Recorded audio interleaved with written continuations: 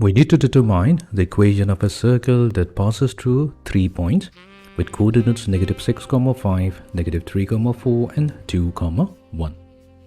So here we have a circle that's passing through 3 points. This diagram by no means is accurate. This is only a representation to help you understand that we have a circle that is passing through 3 points, or you can say the 3 points lie on the circle. Our goal will be to find out the equation of this circle. Now, whenever we are given a circle and we have to find its equation, there are two informations that we need to obtain. One is the coordinate of the center and the other being the radius of the circle.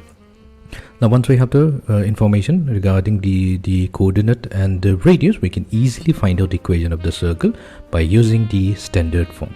Let's quickly specify the standard form of a circle.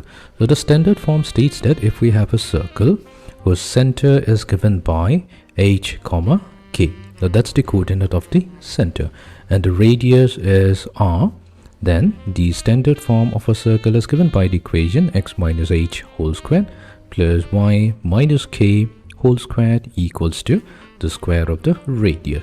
So this is the equation that we will use. Let's label this as number 1. Now, the problem is we do not have any information regarding the coordinate as well as the radius. So we'll need to obtain those values first. For that, we cannot use the standard form here. We'll have to use the general form. So let's now go to the general form of a circle. Now, the general form of a circle is given by this equation. Let's note it down. We know the general form of a circle is x squared plus y squared plus 2 times gx. Here g is a constant, plus 2 times fx. F is also a constant, plus c equals to 0. We have another constant, c. Then the center of the circle will be obtained as the coordinate -g, -f. So that means our task will be to find out the value of g and f. And we'll also need to have the value of c, and that is going to help us obtain the value of a radius. Let us begin. So here, since our circle is passing through the point, we'll start with the first point, -6, 5. We can say that this point is going to satisfy the equation of the circle, meaning we can replace the value of x with -6 and the value of y with +5. So let's do this. So we have 2 times g times -6 plus 2 times f times -5.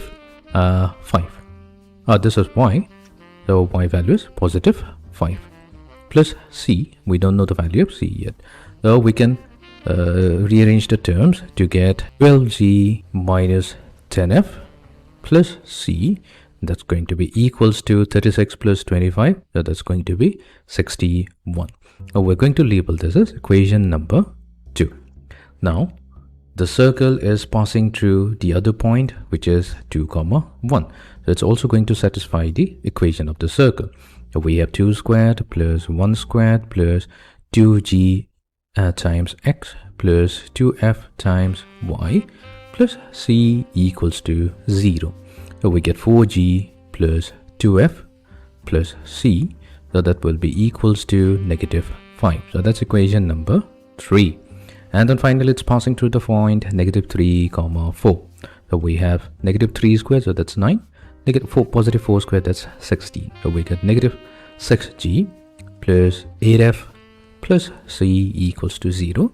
Or we get 6g minus 8f minus c, so that will be equals to 25. So let this be equation number 3. So here I made a mistake. So this is not +c, so this is going to be -c. Fine. Now we have 3 equations, 12g, equation 2, equation 3 and equation number 4. So we have a simultaneous linear equation in 3 variables, g, f and c. We can solve them to easily obtain the value of g, f and c. So let's do that. So let's first begin by eliminating c. So we will add equation number 2 and equation number 3.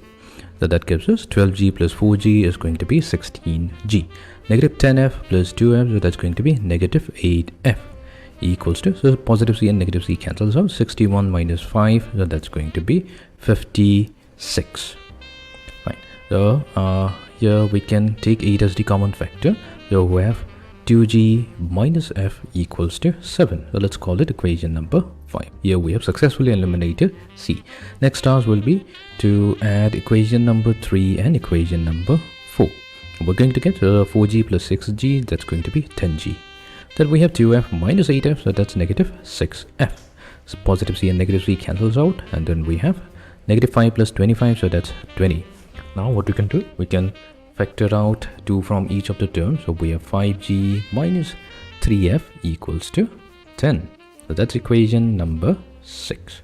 Now what we'll do, we have two equation number 5 and 6, that contains only two terms, g and f. We can use the elimination method. So we will start with equation number 5, and we're going to multiply each terms with 3. So that gives us 6g minus 3f equals to 21. Then we have equation number 6. Equation number 6 is going to be 5g minus 3f equals to 10. Let's subtract each of them. So 6g minus 5g, that's going to be g. Negative 3f minus of negative 3f, so they cancels out, and this will be equals to 21 minus 10, so that's going to be 11. So we've obtained the value of g. Now let's use equation number 5 to find the value of f. So we have 2 times g, so that's 11, minus f equals to 7. So f will be equals to 22 minus 7, so f will be 15. So now we have the value of f, we have the value of z, so we have now found out the center of a circle. We know that the center is given by the coordinate negative g comma negative f.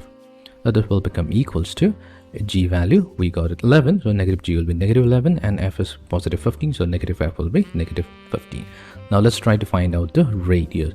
Now radius is given by the equation negative g whole squared plus negative f whole squared minus c. But we have to find out the value of c as well. So for that, let's go to equation number 2. Let's use equation number 2, and we're going to substitute the value of g and f there. So we have 12 times 11 minus 10 times 15 minus c equals to 61. So solving for c, we get negative 79. So we have obtained the value of c as well. So we'll substitute all of these values here. We have square root of 11 squared, so that's 121, plus negative 15 squared, that's going to be 225, minus of negative 79. So let's find out this value. This will be 425. So we have found out our radius as well. So now we can finally substitute all of this value into our standard form. So we've obtained our center as negative 11 comma negative 15. So that's the coordinate of the center. Radius is square root of 425. So we get x plus 11 whole squared plus y plus 15 whole squared equals to the square of the radius. So we have square root of 425 squared. Now let's further simplify this to get the equation in the general form. So this is the equation in the standard form. We want the equation in the general form as well. For that, we're going to expand it to get x squared plus y squared plus 22x plus 30y minus 79 equals to 0, and this is going to be the general equation of a circle.